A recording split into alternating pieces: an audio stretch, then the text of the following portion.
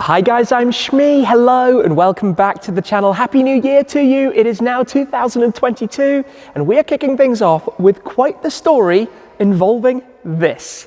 The ultimate Christmas present that I unwrapped a few days ago, the gift from Santa Claus of a former Formula One car that is here now at the Museum, a permanent member of the collection, and a car that has caused a lot of confusion, I think it is safe to say, and I have a confession to make, that I was wrong about exactly what this is. I took at face value what I had been told, got lost in the moment, but it turns out we were completely off the mark. And today I want to update you, tell you the full story, go around it in detail. As you can see, the car is opened up here. We've got the nose cone off, the engine bay cover out.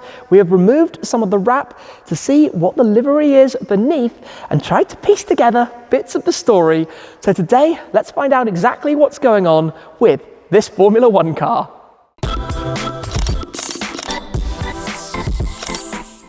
Before we go and take a close look at this, to tell you what we've uncovered about what exactly it is, I want to step back as to how we got to where we are now. So a couple of weeks ago, when I was in Germany, I was presented with an opportunity with 2 photos of that car in the trailer from which we unloaded it when it was delivered here at the Museum, but pretty hard really to see anything. It was dim, you couldn't see the whole of the car, but with some information from a credible source that it was an ex-Damon Hill 1997 Arrows A18 Formula One car, without knowing what it had done, whether it was a rolling chassis, a show car, it had raced, it had been part of the championship, or a test mule, who knows what. But I kind of went with that. I had nothing that said otherwise. I mean, when this car was built, I was 10 years old. So while I knew about F1 and I was enjoying watching the races, I certainly didn't know the intricacies between each car. And obviously at that time, the cars are changing significantly between periods of the season or between races. Obviously season to season, they change a lot in terms of the visual appearance, the bodies, the aero, the spoilers, the wings, the intakes, the snorkels, the setup, everything about them, the wheels, the tires, the suspension,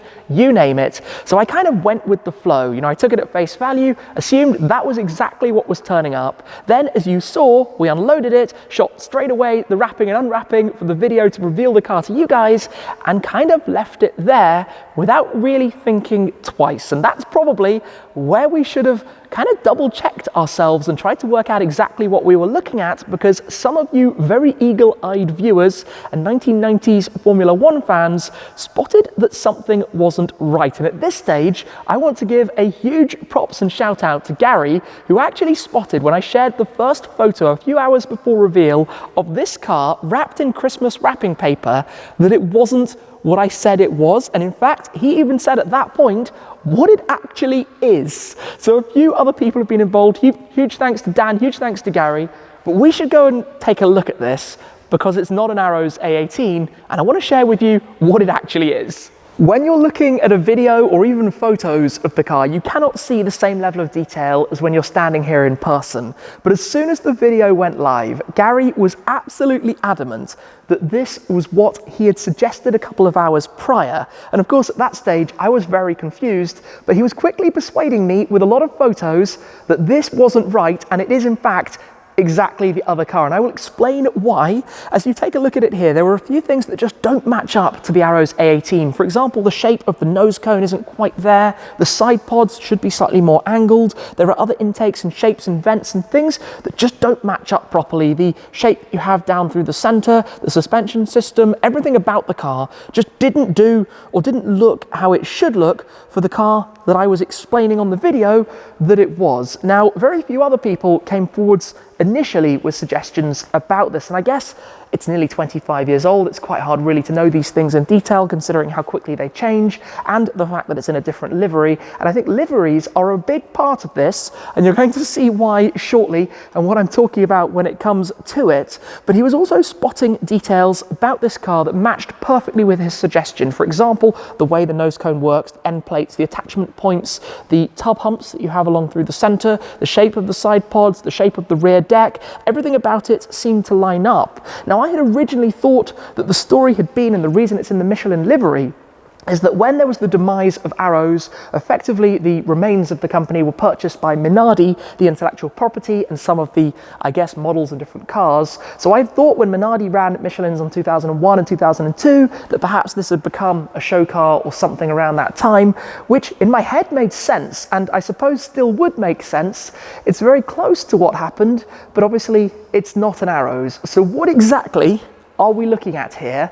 Well, it's a show car, rolling chassis, that features cars from various different eras, but there were a few key giveaways on the body of the car. The main monocoque, the centre, the bodywork, the tub humps over the centre, above of course where your feet are, the shape of the front end, and then just the general layout and style of everything over the engine cover and the back of the car that suggested that in fact this monocoque, the chassis, the main body of the car, is actually a 1997 Williams FW19. Now the very cool thing about that is that in 1997 Williams won their last Formula One World Championship with Jacques Villeneuve. They also had Frentzen driving as well.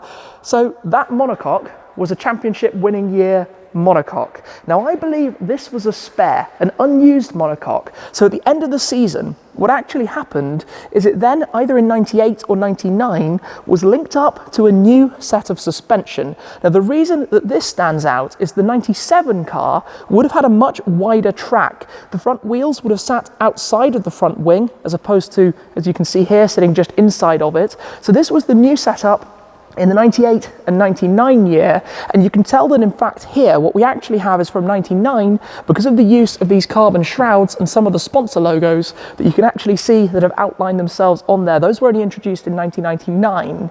Now one other thing that's particularly interesting about the livery, and we'll get to the areas we've peeled in a moment, but if you come down here and have a look at the front, spot the red paint, the base layer of red paint just in here, that would have been the Williams 1999 Winfield livery. So that would have tied in with this becoming effectively a show car with the 99 livery, a body that still looked roughly correct, the new suspension and setup, but obviously at that point it wouldn't yet have had these wheels and tyres. It would have been on slicks or something like that.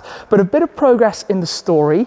Of course it is still the full parts, and there are many different other ex-race parts I think that have been attached, because we still have inside here discs, calipers and pads that look like they've been used. They look like they've been run, which would fit with them being effectively ex-race. I'm not sure from what season or what year they might actually have been used, but there's so much more to this to go into now. And this is where we also enlisted the help of Dan. A special shout out to Dan as well for all of his knowledge that has helped us work out even more. Because when you start to look at this closely, and you can see that I've peeled off already some of the yellow vinyl wrap from the Michelin livery on the top, but if you come in close, you can start to spot some of these lines from the livery that the car has worn underneath. So you have those. If we come to the engine bay cover back here, you can just about make them out down there as well.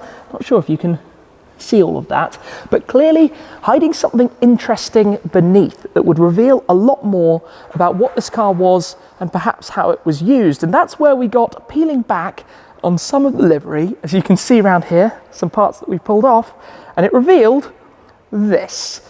That is the 2001 BMW Williams compact livery in the white, silver and blue, and this is actually painted. So that is what it wears underneath, I believe above the red of the Winfield livery. So this car will have been a 97 Williams FW19 monocoque that was then prepared as a show car for 1999 after the monocoque hadn't been used, with parts presumably from the 98 season as a show car in the red livery. Presumably it remained like that in 2000, or maybe it was painted in the BMW Williams livery of that year in a much darker navy blue. I'm not quite sure. Then in 2001, it was repainted, must have stayed like that for 02 as well. In 03, the cars changed significantly in their appearance with the different style nose, and probably as a result, that's the point at which it would have almost been decommissioned. But what's also interesting is that Williams did run Michelins as well when they entered the sport in 2001. So presumably at that point is when it was swapped over to the grooved Michelin tyres. The slicks were removed at that stage in F1 because the cars were simply getting a little bit too fast. But there are a few things about it that still don't quite add up, I could say. For example, if this was just a show car, why does it feature so many race car parts. You know, the need to have the brake lines, for example. You can just make these out tucked in down there. Why add those to a show car? If we come in here, it's also got the dashboard with various switchgear and things in there, which wouldn't normally feature as well. So it's really interesting to me. There's no chassis plaque. Normally that would actually be in here, but test mule cars wouldn't typically have chassis plaques anyway. There's one thing that I think gives it away as a non-runner, a rolling chassis, and that's if we come through here and lift up this front panel. This is where Williams famously developed their very clever suspension. This effectively lifts up and slides out. We'll do this very delicately, pop that down, and I'll show you inside.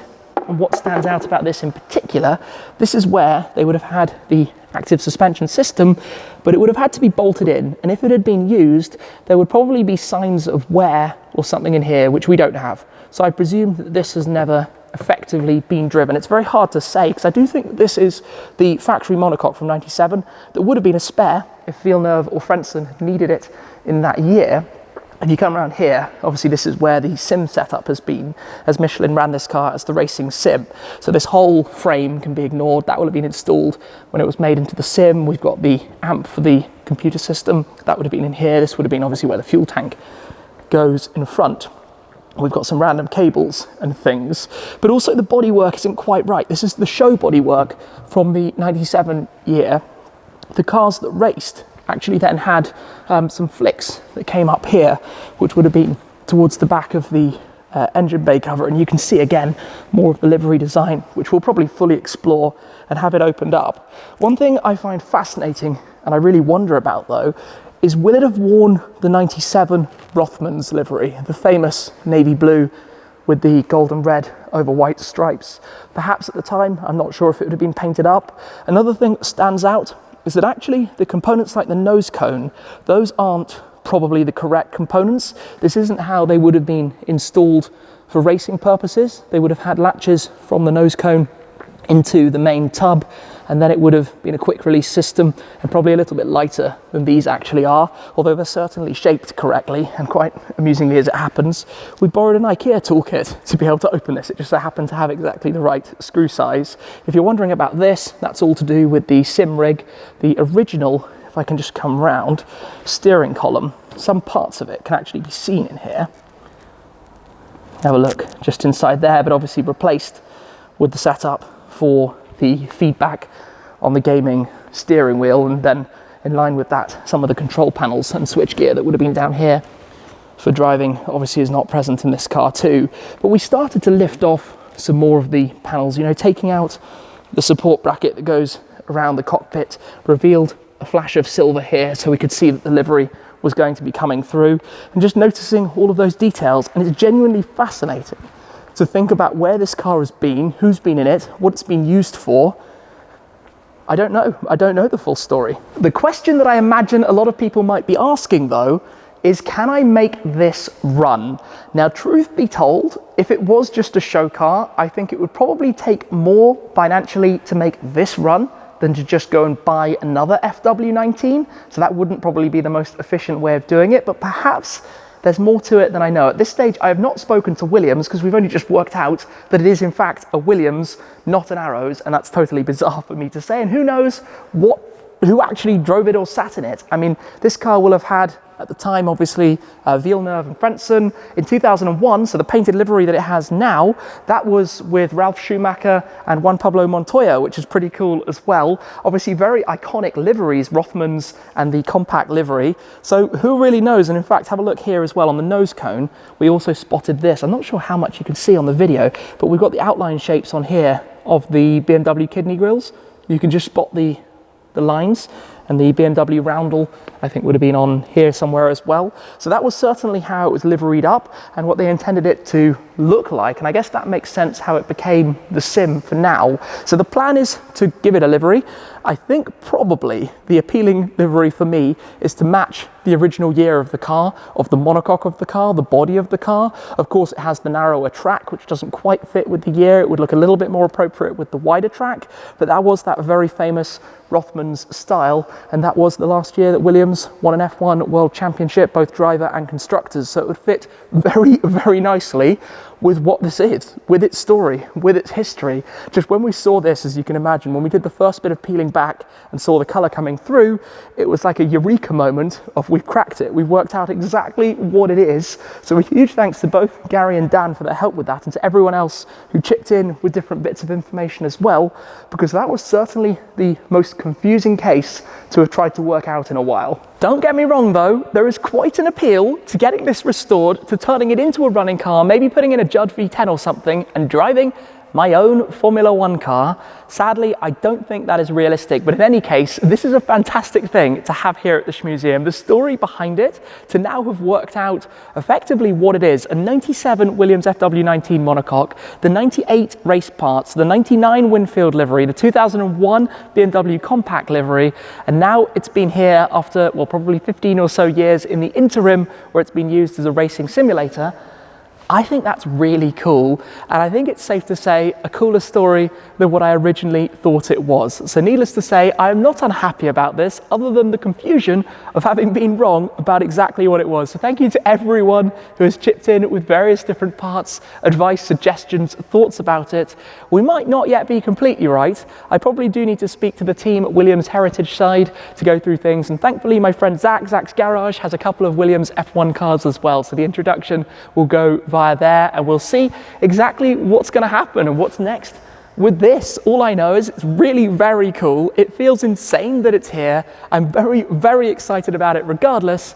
Just happy now to have got to the bottom of it. It feels a little bit more, well, a little bit less confusing, let's say. Anyway, thank you very much, everyone, for a fantastic 2021. I hope you had a very Merry Christmas, and of course, a Happy New Year. 2022 is going to be really quite epic. I'm looking forward to sharing with you many, many very exciting things down the line. That's it for now, though. Thanks for watching. As always, I appreciate your support an awful lot, and I'll see you again very soon. Cheers.